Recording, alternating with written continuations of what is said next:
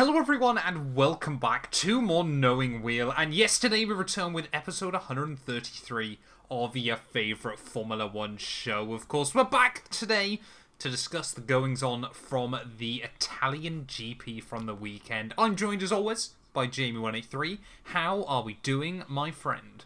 I'm good. I'm enjoying that we're showing tribute to the greatest driver in Formula 1, Max Verstappen, with episode 133. Very nice, very simply lovely episode number. And I'm looking forward to discuss Italian Grand Prix. I will caveat by saying I did not watch the race or qualifying live, as usual. I had a nice weekend away, so it was very lovely. But, you know, Well, what did you get up to with your weekend away? Oh, I went up to the Yorkshire Dales with a bunch of friends. So, you know, had a great time. Good man, here we are. Good man. And I, luckily, of course, for those of you that listened to last week's show, will know I was actually in attendance at the Italian Grand Prix. I had very, very good fun. Enjoyed taking my dad along to that one. And, as you might be able to tell for our YouTube viewers, I even copped myself some Ferrari limited edition merch as well. So, it was good fun being one of the Tifosi again, obviously. Again? Honestly, Imola last year. Oh, yeah, of course.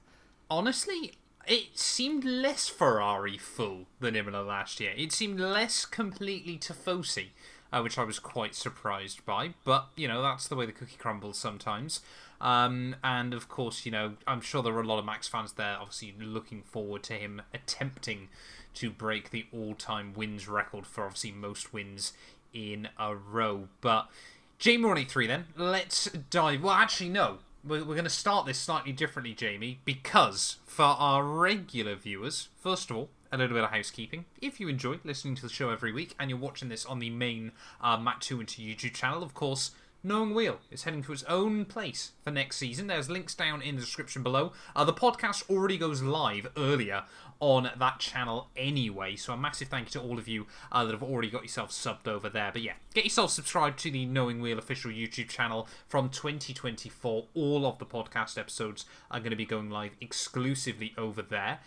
And, quickly, because every time we do a podcast, something gets announced within about an hour after the show going live. We're going to quickly talk, before we get into it, Jamie, about the potential Andretti leak that they're joining F1. Yes, there's been a webpage found. I don't think it's publicly, like, you can't find it from their own homepage yet, but Andretti and Cadillac have basically, there's been a website, a web page on their site found of, like, a silhouetted F1 car saying, like, I don't know, the typical marketing thing of, like, something's coming or something like that. So it's looking imminent that they will announce that they are joining Formula 1 for probably 2026, I would assume. I was going to say earlier, because it's the current car. It's got a Halo template. But do you think it'll be 24? That'll be very soon. 25, I reckon. Could I be reckon 25. they use 25 as kind of just like a benchmark, just basically as a testing season, yeah. Which is very cool. When we've been saying for quite a long time that we'd like to see more teams in Formula 1. Obviously, the likes of, you know, Felipe Drugovich, Liam Lawson, Colton Herta. Is he the good one in IndyCar? I think he is. Alex Palau as well Palau, this year dominated. There's a bunch of drivers who deserve to be on the grid who currently are not. So, we could do with some more seats, basically. So, I think an extra team is a positive thing. And if it's Andretti, then that'd be good, because we respect... we expect them to build a good car. You know, it's not like some absolute startup like HRT who's just going to be gone within 3 years. Yeah, fingers crossed. I think Formula 1, of course, is very much trying to do everything it can to prevent another HRT back onto the Formula 1 grid. But, of course, we did a Monza pre-show. We actually wrapped up everything pretty much before the weekend, didn't we, in that pre-show? Nothing else really came out heading into the weekend, obviously, apart from... there was a lot of hate on Twitter, wasn't there, Jamie? Because Lewis had come up obviously saying that he reckons basically all of his teammates are better than basically all of Max's teammates, which I think is a fair statement. And I'm sure you disagree. Reckon, I don't know if we do it today or some other time, but we should get like a tier list of their combined teammates and rank them. I mean, it's fairly simple in my eyes, though, isn't it? When you compare Fernando Alonso, Jenson Button, Nico Rosberg, and the potential that George Russell has, Daniel Ricciardo, I think, is probably sensibly the only one that comes close to those. And then not a 20-year-old Sainz. Exactly. Danny Kvyat, Carlos Sainz, and... he was never teammates with Kvyat, I don't think. No, he wasn't, was he? Sorry. Carlos Sainz, Pierre Gasly, of course, as Alex well. Albon, Checo Perez. And Alex Albon and Checo Perez. So, yeah, kind of... It was a fun little thing that I think we probably ought to mention at the start of the show, isn't it? Lewis followed up that interview by having an absolute stinker of a weekend, which is quite funny. He did then, get beat by George Russell, which was not great. But, it's how... No, to be fair, though, he did have car issues, didn't he? It got confirmed. Yeah, the driver. He had brake issues, actually. Thank you. Yeah, so they say. But of course, I'm sure one of Max Verstappen's teammates or former teammates that Jamie would like to back up has got to be Pierre Gasly. And that's a brilliant segue into qualifying, isn't it, Jamie? Because Alpine were the new Williams this weekend. Oh, yeah. Yeah, I don't think anyone realised quite yet just how bad that Renault engine is. It's horrific. Like, Monza, despite a lot of the tracks now being quite high speed, quite reliant on the engine, Monza is the one that exposes the weak engines. And the good engines, actually. And yeah, the power delivery from that Alpine Renault unit is just not good at all. And they're obviously the only ones using it. So they were absolutely nowhere in quali. Yeah, I was going to say, you said no one realised it. I think everyone's realised it. Otherwise, other teams would be using Renault power units. I suppose. I didn't personally realise quite how bad it was. Because you think... I guess Zandvoort's very high speed, which is they got one podium. Monaco. I wouldn't say so. Not high speed, sorry, high downforce. Yeah, exactly. Yeah, actually, now you think of it, their two podiums have come at probably the two highest downforce circuits they've been. Two of the, I mean, Hungaroring is probably the only one that comes close, isn't it? I mean, obviously it kind of goes back, doesn't it, to obviously all those Alpine talks early on this season about how they reckon they're about 30 horsepower down, which is a huge amount in Formula One. Obviously, and like maybe top speed wise they're probably not that bad, but it's just acceleration up to the top speed, which you need so many times in Monza. It's all low speed corners into long straights, so it's that delivery from 60 to 150 miles an hour that makes all the difference. Yes, exactly. So I mean, they were the only team that had both cars out in Q1, joined of course by Lance There's No Big Gap Stroll, who qualified place. last in the Aston Martin. Kevin Magnussen and, obviously Zhou Guanyu obviously needs to deliver proof that he's better than Logan Sargent if he apparently is going to get that Williams seat, if you're delusional. And Zhou Guanyu out in P16, wasn't he? Yes, unfortunate. But the Alfa Romeo didn't really kick on as much as they thought it might, especially in quali trim. No, but the livery looked good, at least. The livery was very nice. That's where their budget's gone. Silver linings and all that. But jumping into Q2, though, I mean, qualifying, to be fair, until you got to Q3 was a fairly undramatic affair, wasn't it? Yuki Tsunoda, Liam Lawson, Hulk, Sargent, and Bottas obviously all went out in Q2. But shout out Liam Lawson, baller. Liam Lawson had a mega weekend. We'll talk about that a bit more in a bit, won't we? But I mean, really, the big talking point, wasn't it, of course, all weekend, was the fact that Sainz not only was looking quicker than Leclerc, which would make sense if you only look at the championship, but Ferrari were looking fast, weren't they? They were, and we have seen it a few times where Red Bull, especially in qualifying, just sometimes get beaten, which is a mystery in 2023. How does that happen? But yeah, quali pace is certainly one of the weaknesses, probably one of the only few weaknesses of the RB19, I want to say. 18? Yes, 19. Yes. So, like, we've seen them beaten in Hungary and in Baku, and one other place, I think. I think that was it, isn't it? Was it? I think Leclerc got somewhere else, didn't he? Some random pole. Well, he technically got Belgium. Oh, yes. Sainz. Did Sainz... No, Sainz... No, Leclerc did technically get Belgium, didn't he? Yeah, because obviously Verstappen had a penalty that was 9/10 faster. But Sainz was absolutely rapid all through, like, Saturday morning practice, and, yeah, was fairly on it. And yeah, the Q3 was actually unreal from what I saw in post, but there we go.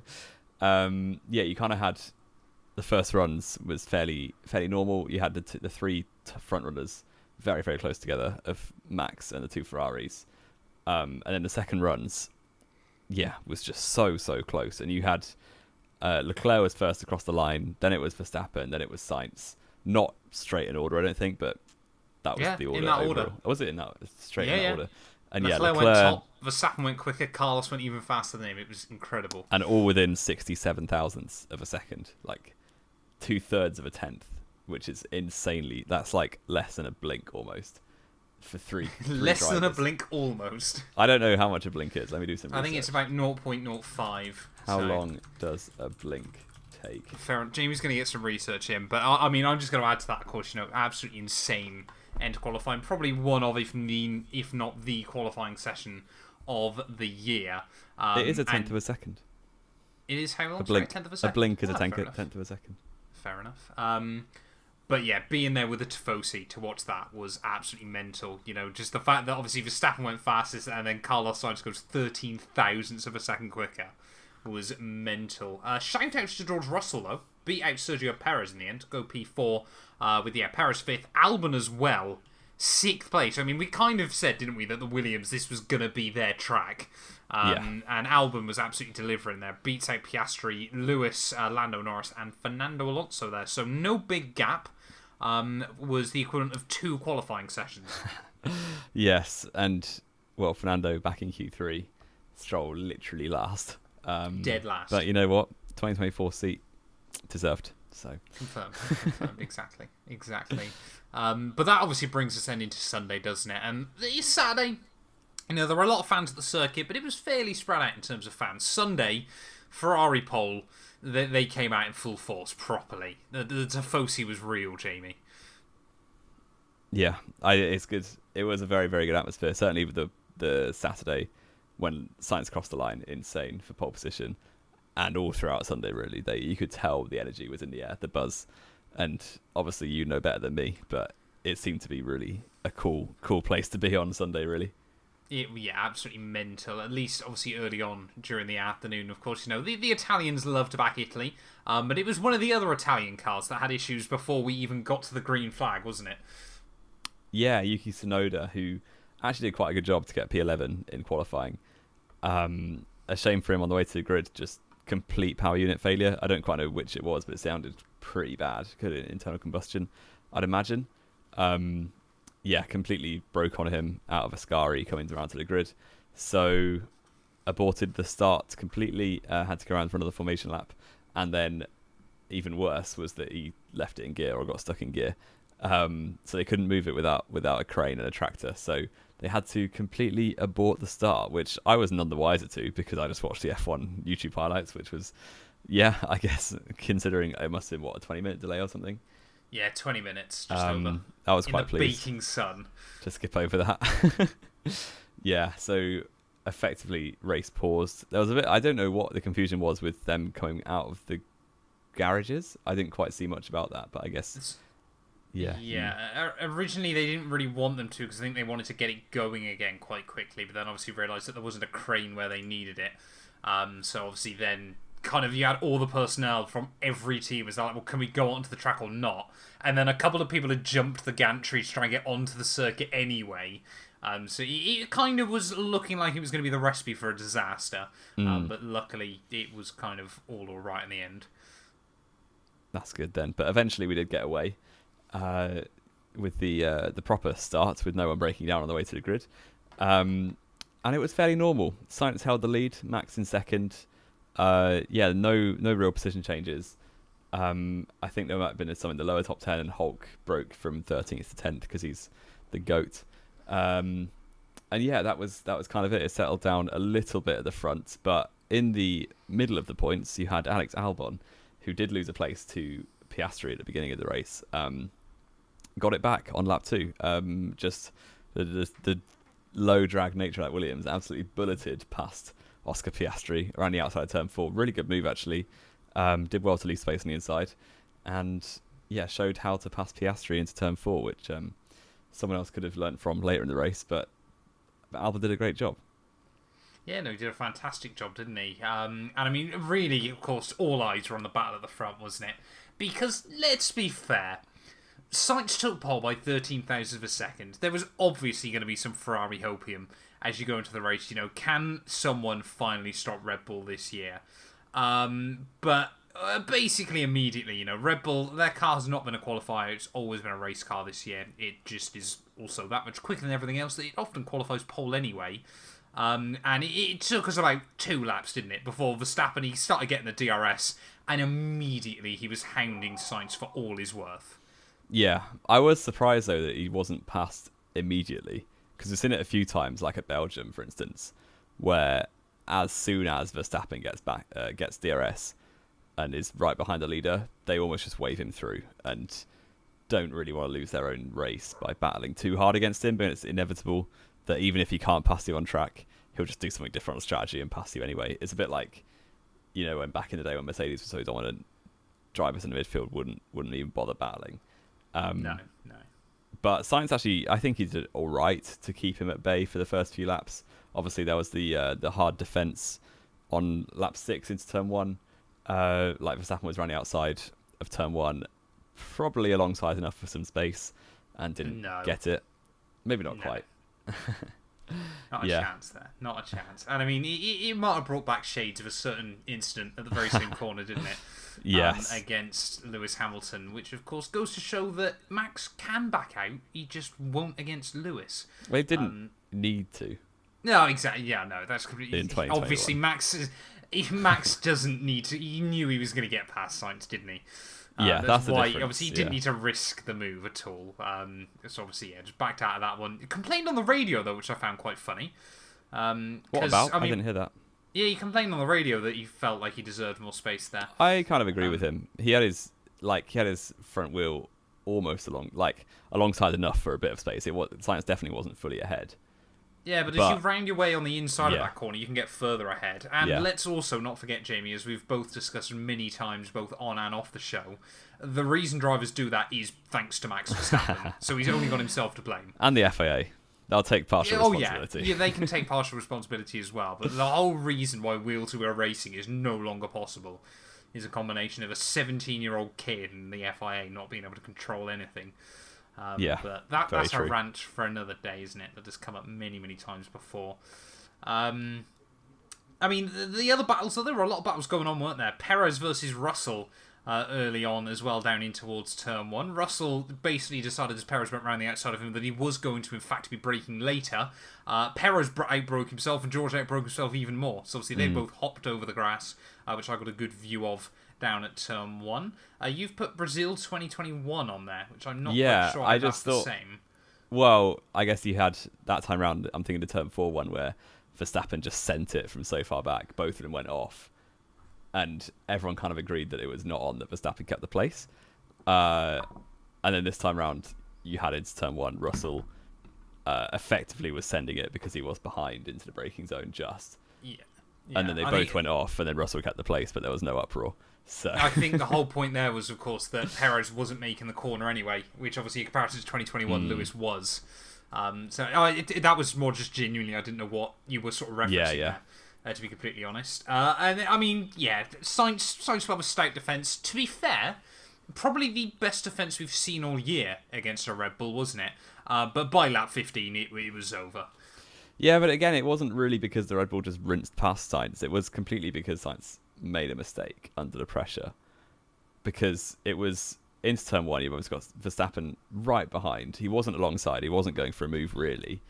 And then Sainz, after 15 or 14 laps of pressure, but really, really high pressure, kind of understandable at his home Grand Prix. He's not like a champion level driver, I don't think, particularly. He did mess up. He's also in a slower car, which I think you've kind of downplayed there.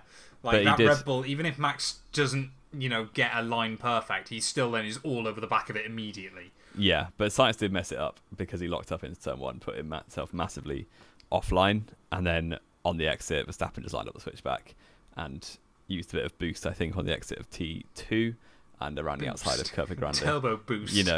ERS boost. Because later on in the straight, actually, Sainz is pulling back ahead. That Ferrari is very slippery in a straight line. He was line. On the inside, wasn't he? So he had a shorter run slightly, but Verstappen was still alongside and on the inside line into turn 4, and that allowed him to just, take the corner as normal and take the lead of the race. So it was a shame for Sainz. He put up a good effort, good fight, but eventually, the pressure did tell, and Verstappen took the lead of the race and never really was troubled after that, was he? He kind of just drove off, as we've seen many times. Because what I kept saying early on, of course, was you had Charles Leclerc there waiting in P3, sensing opportunities. Why didn't Ferrari box him and put Max under pressure? What, you mean tell Sainz to slow down? No, box Leclerc and try to undercut. I guess. I think Red Bull back themselves to not get undercut. I don't know what the gaps were like as well if Leclerc would have come out in traffic. But and that was the only thing I could think of. But you kind of think, like, let's be fair, it doesn't matter bigger picture.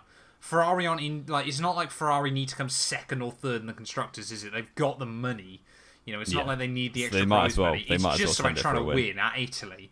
Like, you may as well just throw everything at it, and Ferrari just seemed completely reluctant to do so. Which is a bit of a shame, you know, because, you know, it could have been anything. Like, you just do that undercut so Max is under pressure.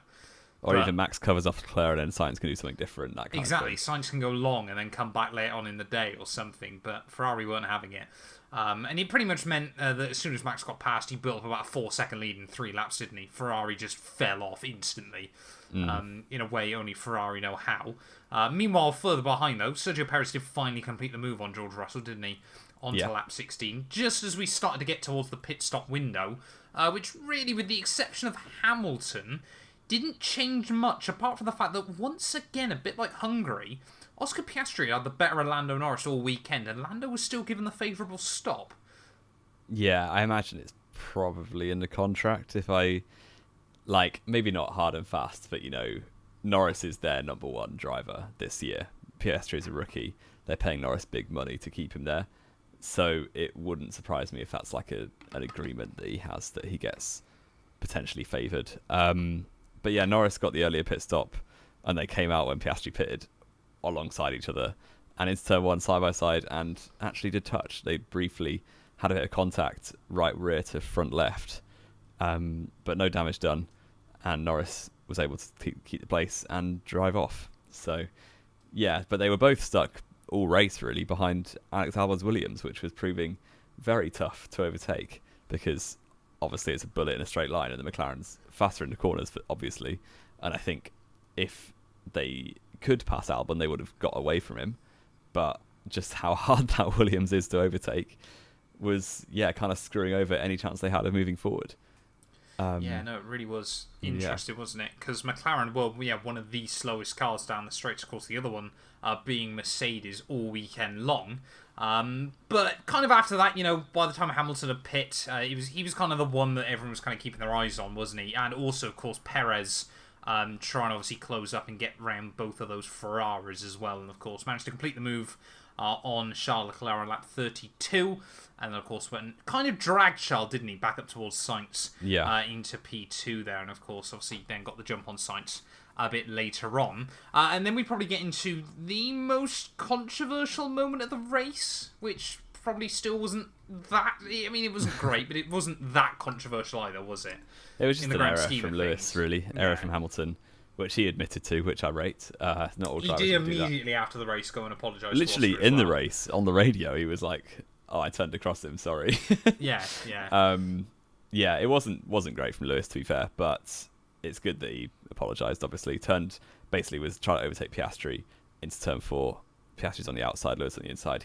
I guess he thought he was ahead, so started moving across, and Piastri was very, very much still there. And that gave Piastri... It could have been a horrific crash, really. It could have been. Yeah, Lewis was quite lucky. If Lewis had gone tyre all over. Yeah. He was quite lucky to get away with no damage. Obviously, Piastri had to change his wing, and that scuppered any chance that he had of scoring points, which was a shame after a pretty strong weekend up until then. But Lewis made it through, got a 5-second penalty for his troubles, but it was no consolation, really, to Piastri, who ended up, I think, like 13th or 14th place, didn't he?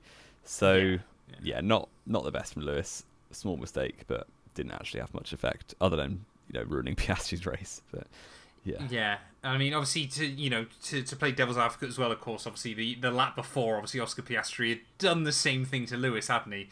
Just obviously with no contact. He ushered him to the edge of the track quite sensibly. Or but quite I think harshly. My only sort of guess was, of course, that Lewis felt that obviously because he was most of the car ahead, that Oscar was going to back out anyway into the corner. But of course, Oscar Piastri obviously wanted to make his life difficult, potentially trying to get a switch back off the chicane But yeah, obviously Lewis, like you said, completely misjudged it. His mistake, wasn't it? And yeah, I mean, obviously after that happened, obviously Lewis then got that 5-second penalty, got past Albon and Lando Norris, and built up a margin anyway, so it didn't really matter by the end of the afternoon. So all eyes were back on the battle for P2, wasn't it? As Sainz lost the place to Sergio Perez, but Ferrari let them race, which got rather scary towards the end, didn't it? It really did. The last 10 laps or so were actually very entertaining to watch, just because all three of those drivers, Perez trying to pass Sainz and then Leclerc trying to pass Sainz.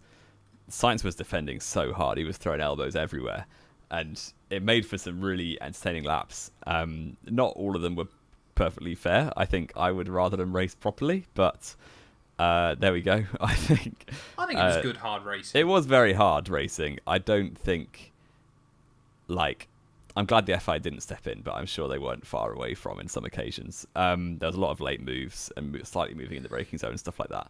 But they won't do it with his teammates, will they? No, exactly. They never do. They were borderline, but just about got away with it. But it made for a very, very entertaining end to the race. So Sainz, defending hard from Perez. Eventually, Perez got to the inside and took he was at the outside, wasn't it? And he broke very late, but managed to get slowed down. Took second place, and then the Ferraris. I have no idea how they didn't crash. The one in particular, I think it was 3 or 4 laps from the end, when Leclerc was switching back. No, Leclerc went through, and Sainz was switching back on the inside because Leclerc locked up a little bit. And they must have been millimetres. I want to see an off-board angle to see just how close they were, because Sainz so nearly ran into the back of Leclerc, his front right to Leclerc's rear left. And that I so thought they were crashing. I was like, this would be very funny if they crash out. It would have been the Ferrari thing, isn't it? Bottle the win anyway, not that they have much of a chance, and then take each other out and walk away with nothing from it. Yeah. In your home race. Because you could tell both those drivers wanted the podium, didn't they? Oh, yeah, desperately. Yes. And understandably so, really. And yeah, Sainz was able to actually not crash into Leclerc and then got the inside into turn 4 and took the place back into third. And Leclerc had kind of one more go at it on the very last lap after being told no risk. And then Sainz was weaving all over the place. Leclerc had to back out and massively locked his front tyres, both of them. And that was kind of that. He didn't get past into turn 1 and was buzzing all over him round the Parabolica to end the race. And one more lap, and I think he would have had him. But there's only 51 laps on this occasion because of the extra formation laps. So it's a shame for Leclerc, but Sainz was obviously very much deserving that podium after his race. Yes, yeah, and it was a good race all round, wasn't it? Obviously, Verstappen taking the win, 10 in a row for Max, absolutely insane stat. The real question, of course, has to be, how much is he going to extend that by before the end of the year? Because sensibly now, I'm starting to get worried, Jamie, that we are actually. I know we went against it so much early on this season. But I am now genuinely of the belief that we are probably going to see an undefeated F1 season. I still think we might get a random race. Singapore last year, Max had a bit of a shocker. That's the only thing I can think of. But the thing is, as well, of course, the unthinkable might happen somewhere. But of course, the whole point of the unthinkable is there's no place where it is possible. Yeah, so you're relying on. We could go into a Grand Prix where we think Red Bull are going to dominate, which is every race, and then they just don't have it.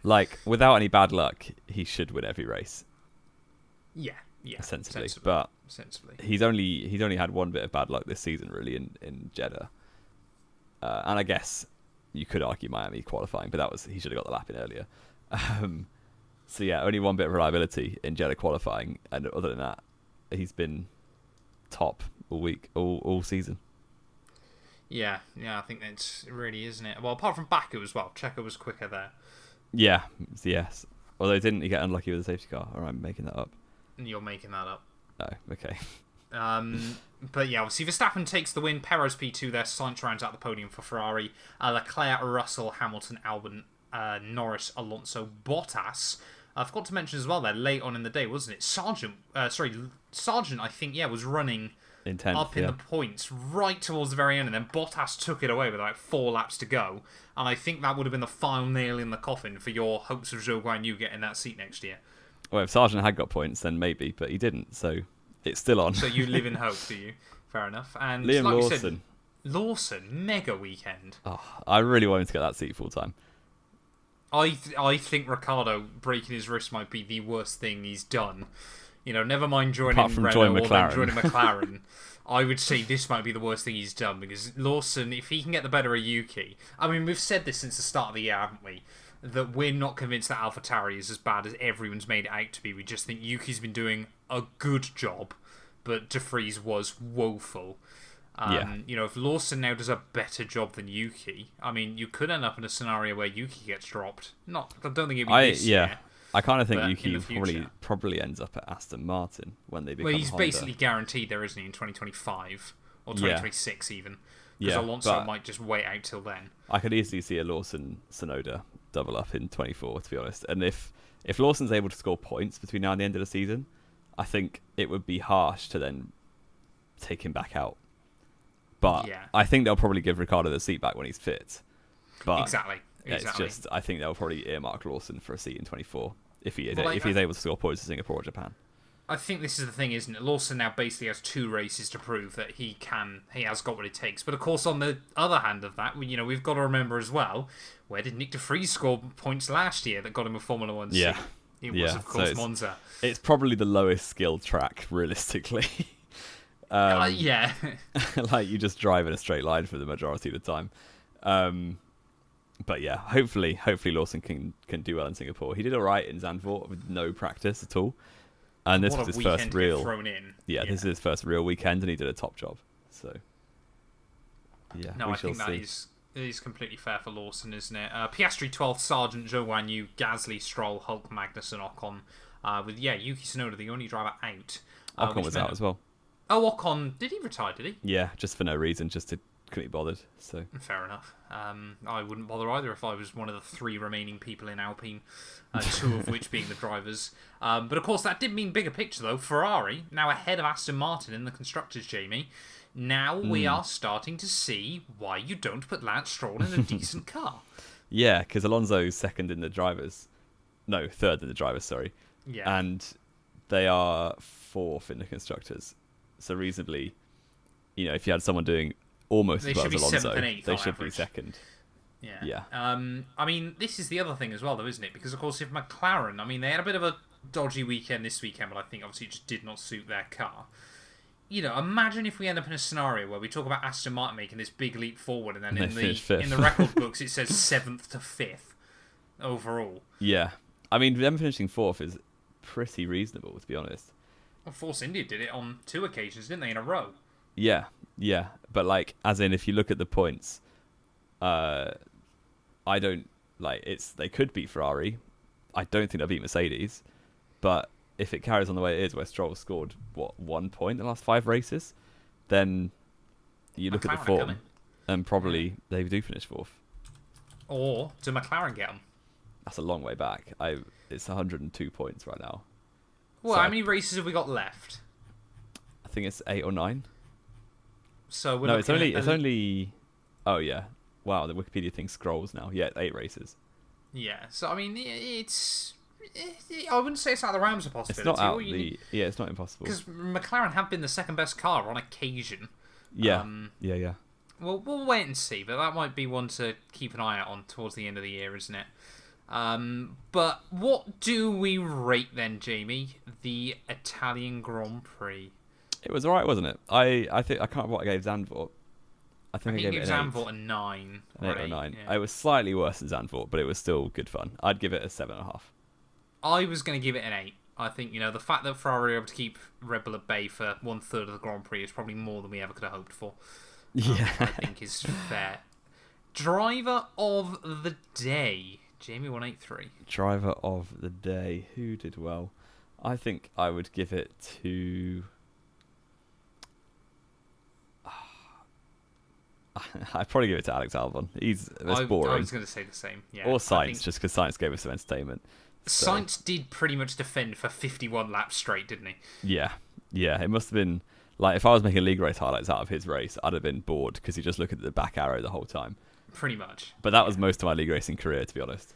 So that implies you were at the front a lot. well, I used to just You were constantly chill. just getting overtaken. Yeah, constantly overtaken, and then you get them all back when you have no penalties at the end. That was how my races went.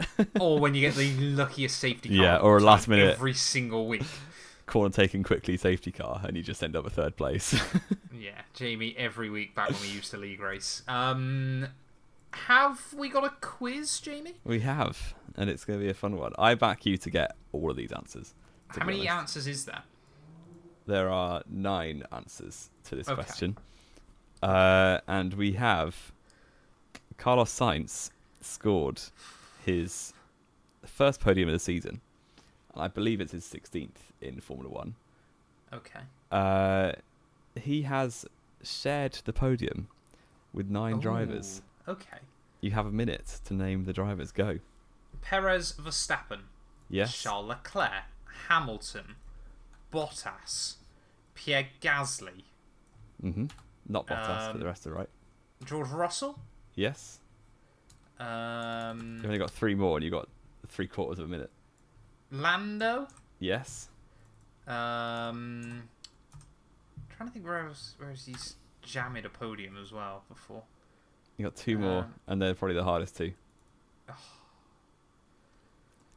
No, I've already said Perez. You said Perez, Kvyat? No. No. Kind of took a wild shot in the dark on that one. Stroll? Yep. You got 15 seconds. The last one.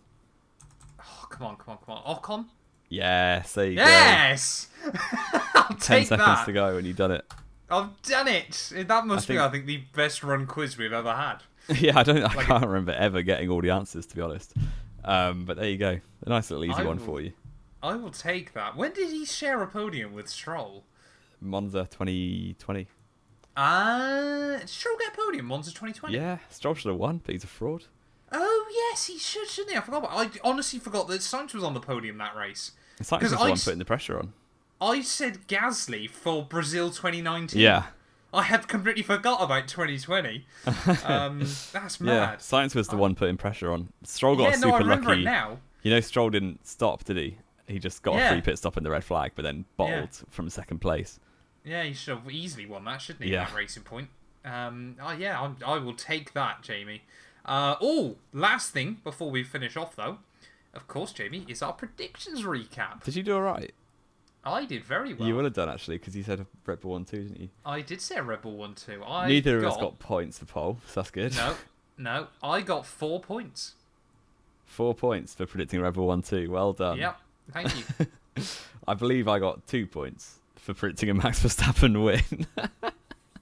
Who did you put second and third? Or maybe it was Perez third. I think I would have to go check, but I'm pretty sure I put Norris and Hamilton. Yeah, you did. You put a British 2-3. Yeah.